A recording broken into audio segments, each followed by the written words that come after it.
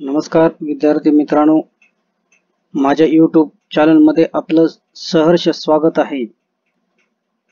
गणित भाग 2 मधील समरूपता प्रकरण आपण पुढे पाहूयात। मी शिंदे DH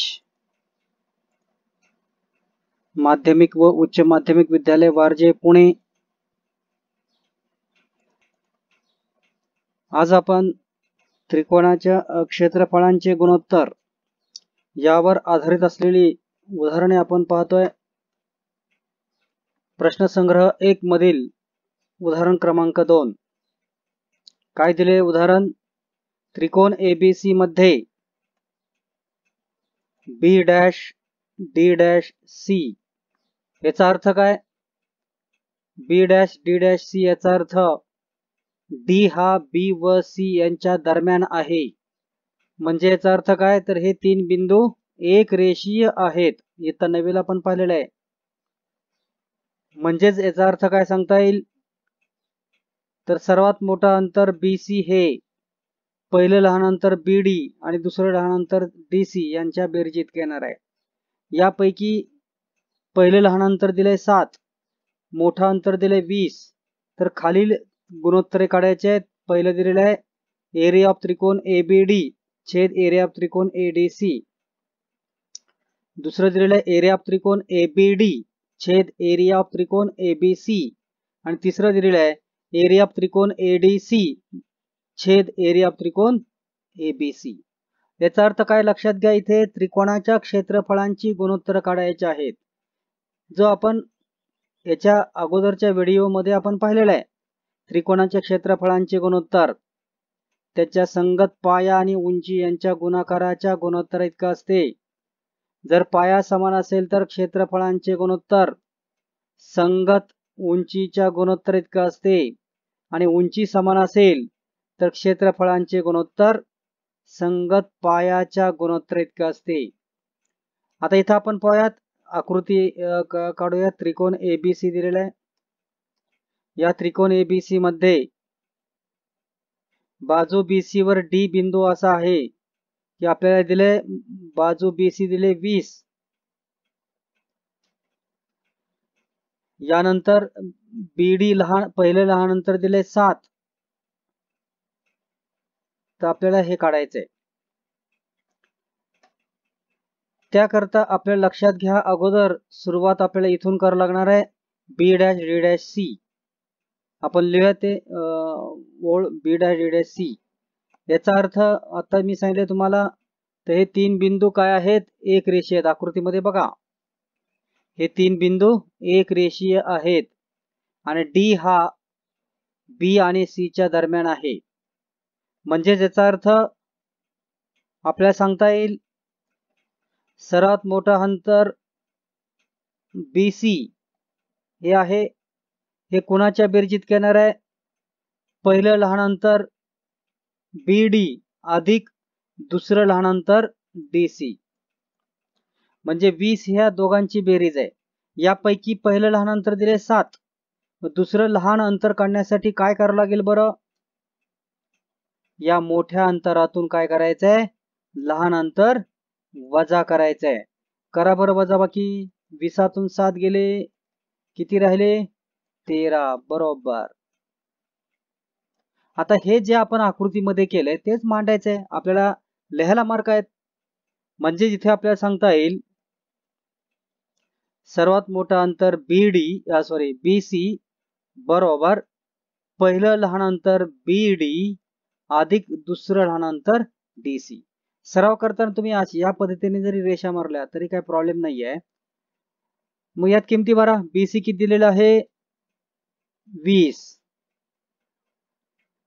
बरोबर BD किती दिलेला आहे? 7 आणि आपल्याला DC अंतर तसंच काढायचंय। मग DC तसाच। या 7चं पक्षांतर करा, अधिक 7चं वजा 7 होईल।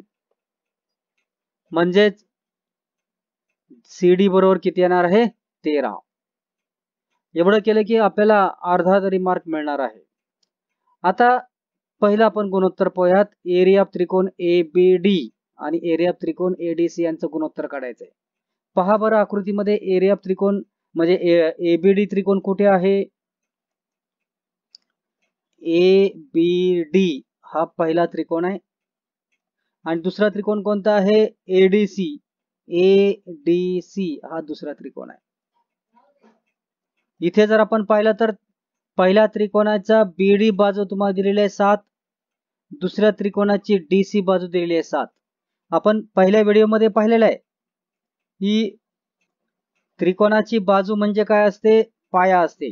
याचा अर्थ पहिल्या त्रिकोणाचा पाया बीडी आणि दुसऱ्या त्रिकोणाचा पाया डीसी हा कसा आहे? एकाच रेषेवर आहे. का तर आपल्याला हे दिलेले आहे पहा, बी डॅश डी डॅश सी दिलेले आहे. म्हणजेच पहिल्या त्रिकोणाची बाजू बीडी आणि दुसऱ्या त्रिकोणाची बाजू डीसी एकाच रेषेवर आहे आणि पायासमोरचा शिरोबिंदू ए दोघांना सामायिक आहे. मग अशा परिस्थितीमध्ये, अशा कंडिशन मध्ये आपल्याला काय माहिती आहे? याचा अर्थ या दोन्ही त्रिकोणाची उंची समान आहे आणि आपल्याला माहिती आहे जर उंची समान असेल तर क्षेत्रफळांचं गुणोत्तर पायाच्या प्रमाणात असतं. म्हणून आपण इथे लिहू शकतो एरिया ऑफ त्रिकोण एबीडी छेद एरिया ऑफ त्रिकोण एडीसी बरोबर पहिल्या त्रिकोणाचा पाया बीडी छेद दुसऱ्या त्रिकोणाचा पाया डीसी. कारण लिहायला विसरू नका, समान उंचीचे त्रिकोण. का समान उंची आहे? कारण त्यांचा पाया एकाच रेषेत आहे. हे दिले तुम्हाला बी डॅश डी डॅश सी आणि पायासमोरचा शिरोबिंदू ए सामायिक आहे म्हणून यांची उंची कशी आहे? समान आहे. आता याच्यानंतर किमती भरा. बीडी किती दिलेले आहे? 7. डीसी किती दिले? 13. म्हणजे 7/13 हे पहिल्या गुणोत्तराची किंमत आलेली आहे. आता दुसरं गुणोत्तर काढूया आपण. काय दिले? एबीडी त्रिकोण क्षेत्रफळ छेद एबीसी या त्रिकोण क्षेत्रफळ.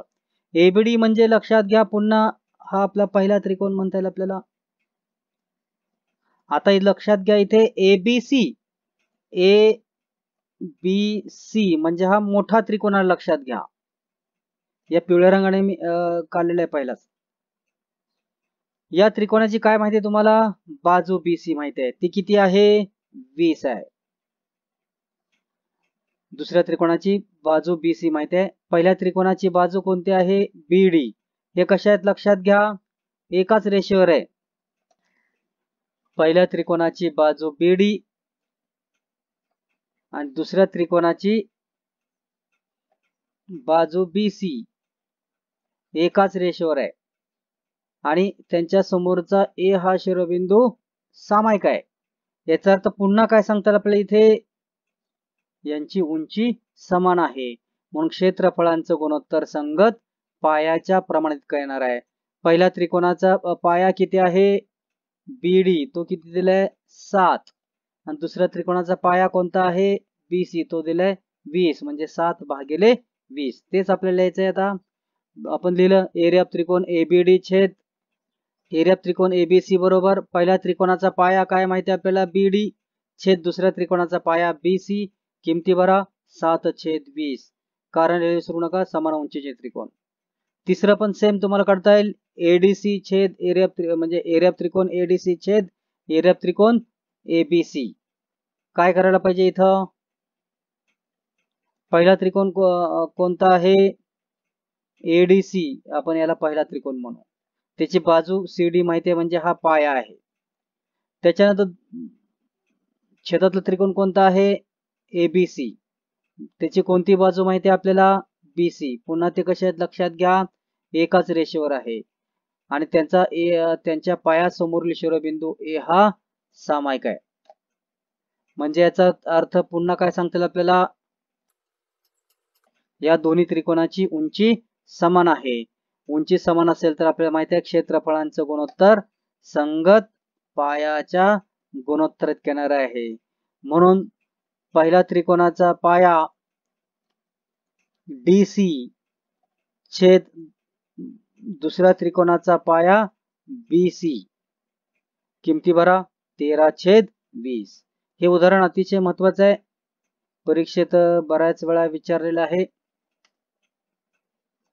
यानंतर दुसरं उदाहरण आपण पाहूयात. संकीर्ण संग्रह 1 मधील उदाहरण क्रमांक 3 आहे. समान उंचीच्या दोन त्रिकोणाच्या क्षेत्रफळांचे गुणोत्तर 2:3 आहे. उदाहरण वाचा व्यवस्थित. काय सांगितलं आपल्याला? समान उंचीच्या, उंची समान दिली लक्षात घ्या. समान उंचीच्या, उंची समान दिलेली आहे. उंची समान असेल तर आपल्याला माहिती आहे क्षेत्रफळांचं गुणोत्तर संगत पायाच्या गुणोत्तर इतकं असतं. याच्यानंतर काय दिलंय? क्षेत्रफळांचं गुणोत्तर दिले 2:3. आणखी काय दिलंय? लहान त्रिकोणाचा पाया दिलेला आहे. आणि काय विचारलंय? मोठ्या त्रिकोणाचा पाया. आपल्याला माहिती आहे जर पहिल्या म्हणजे त्या त्रिकोणाचे क्षेत्रफळ आपण A1 A2 म्हणूयात आणि त्यांचा पाया B1 B2 म्हणूयात. इथं काय दिलं आपल्याला? समान क्षेत्रफळांचं गुणोत्तर दिले 2:3. आपल्याला माहिती आहे जर उंची समान असेल तर क्षेत्रफळांचं गुणोत्तर संगत पायाच्या गुणोत्तर इतके येतं. म्हणजेच A1/A2 बरोबर काय सांगता येईल आपल्याला? B1/B2. किमती भरा. A1/A2 गुणोत्तर किती दिले? 2:3. 2:3 म्हणजे 2/3 बरोबर. आता इथं बघा पहिल्या त्रिकोणाचा जर क्षेत्रफळ 2 मानलं तर दुसऱ्या त्रिकोणाचे क्षेत्रफळ किती? 3. आणि आपल्याला माहिती आहे इथे ज्या त्रिकोण क्षेत्रफळ मोठं तो त्रिकोण मोठा येणार आहे. म्हणजे याचा अर्थ दुसरा त्रिकोण मोठा आहे, पहिला त्रिकोण लहान आहे. मग पहिल्या त्रिकोणाचा पाया B1 म्हटलाय तो दिलाय तुम्हाला 6. म्हणजेच 2/3 बरोबर 6/B2. B2 ची किंमत काढायची, तिरपा गुणाकार करा. 2 गुणिले B2 बरोबर 6 गुणिले 3. गुणाकार करा अगोदर. 6×3 18. आपल्या कोणाची किंमत काढायची आहे? B2 ची. कोण नको इथे? हा 2 नको. 2चं काय करायला पाहिजे आपल्याला? पक्षांतर करायला पाहिजे. हा 2 काढून टाकायचा आहे. पक्षांतर करा. इकडे गेल्यानंतर काय होणार आहे? गुणिलेचं भागिले. तोपर्यंत हा गुणाकार करा. 6×3 18 गुणिलेचं भागिले 2. 2 ने 18 ला भागा. 92 18. या पद्धतीने आपल्याला दुसऱ्या त्रिकोणाचा संगत पाया आपण काढलेला आहे 18. पुढचं उदाहरण. आकृतीमध्ये कोन ABC आणि कोन DCB 90 दिलेला आहे. AB बरोबर 6 दिलेला आहे. DC बरोबर 8 दिलेला आहे. त्रिकोणा क्षेत्रफळाचं गुणोत्तर काढायचं आहे. आकृती पाहूयात. हा पहिला त्रिकोण दिलाय ABC आणि याच्यामध्ये काय दिलं आपल्याला? तर AB लंब BC दिले. कोन ABC हा 90 मापाचा दिलेला आहे.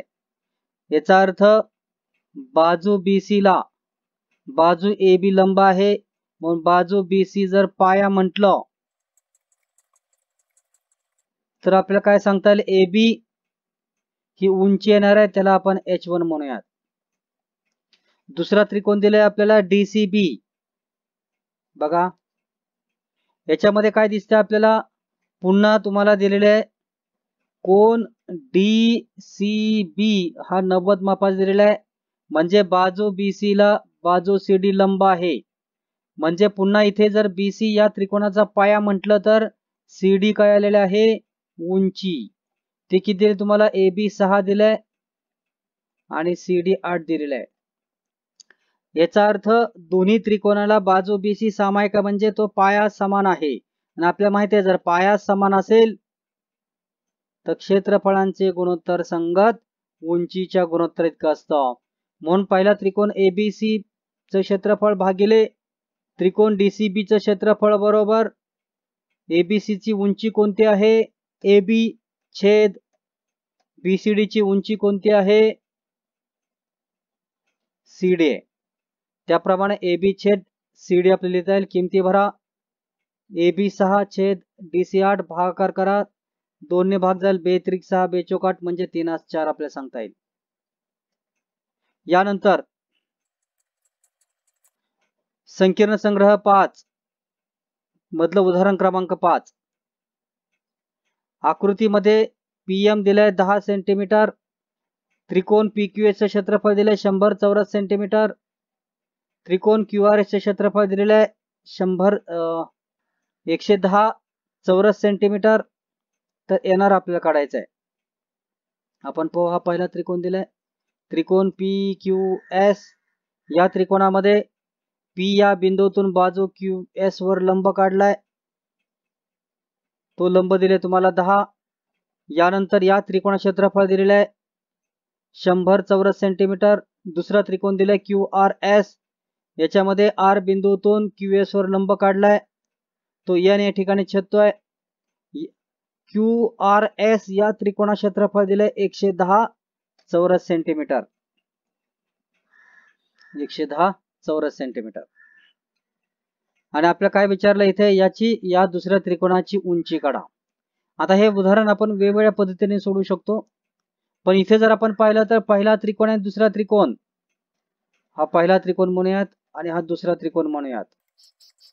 याच्यामध्ये काय दिसतंय लक्षात घ्या, पहिल्या दोन्ही त्रिकोणाला बाजू QAC सामायिक आहे आणि त्याच्यावरचा पहिल्या त्रिकोणाचा PM हा लंब काढला, ती उंची आहे 10.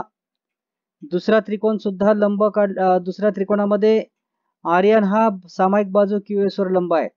याचा अर्थ दोन्ही त्रिकोणाचा पाया QS समान आहे आणि आपल्या माहिती आहे जर पाया समान असेल तर त्यांच्या क्षेत्रफळांचं गुणोत्तर संगत उंचीच्या गुणोत्तर इतकं असतं. मग पहिल्या त्रिकोणाचं क्षेत्रफळ एरिया ऑफ त्रिकोण PQS भागिले दुसरा त्रिकोण एरिया ऑफ त्रिकोण QRS बरोबर पहिल्या त्रिकोणाची उंची PM भागिले दुसऱ्या त्रिकोणाची उंची येणार, कारण समान पाया असलेले त्रिकोण आहेत. आता याच्यानंतर किमती भरा. पहिल्या त्रिकोण क्षेत्रफळ दिले 100 भागिले दुसऱ्या त्रिकोण क्षेत्रफळ दिलेले 110 बरोबर पहिल्या त्रिकोणाची उंची दिली 10, दुसऱ्या त्रिकोणाची उंची येणार काढायची आहे. इथं काय करायला पाहिजे आपल्याला, तिरपा गुणाकार करायचा आहे. 100 ने येणारला गुणलं, 100 गुणिले येणार बरोबर 10 ने 110 ला गुणलं. आता आपल्याला इथे येणारची किंमत काढायची आहे, हा 100 नको, गुणिलेचं काय होणार इकडे भागिले होणार आहे, बाकी जागेवरच आहे, येणार बरोबर 110 गुणिले 10/100. आता इथं काय होईल पहा, एका शून्याला हा 0 1 गेला, या दुसऱ्या शून्याला हा दुसरा 0 गेलाय, म्हणजे 11 गुणिले 1 म्हणजे 11 एके 11, म्हणजे दुसऱ्या त्रिकोणाची उंची किती आलेली आहे 11 सेंटीमीटर. आता याच्यानंतर काही बोर्ड परीक्षेची विचारलेली उदाहरणं तुम्हाला दिलेली आहेत, ही उदाहरणं तुम्ही सोडवायची आहेत. या पद्धतीने आपण या पहिल्या जो घटक आहे या घटकावर आधारित आपण सर्व भाग पाहिलेला आहे. उद्या प्रमाणाचं मूलभूत प्रमेय, त्याची सिद्धता आणि त्याच्यावर आधारित असलेली उदाहरणं आपण पाहणार आहोत. जर तुम्हाला व्हिडिओ आवडला असेल तर जो बेल आयकॉन दिसतं, तुम्हाला बेलचं चिन्ह दिसतं, तिथे क्लिक करा, म्हणजे माझे पुढचे व्हिडिओ तुम्हाला जेव्हा मी टाकेल तेव्हा लगेचच तुम्हाला त्याचं सूचना मिळेल. त्याचप्रमाणे व्हिडिओ लाईक करा, इतर तुमच्या मित्रांना सुद्धा शेअर करू शकता. धन्यवाद.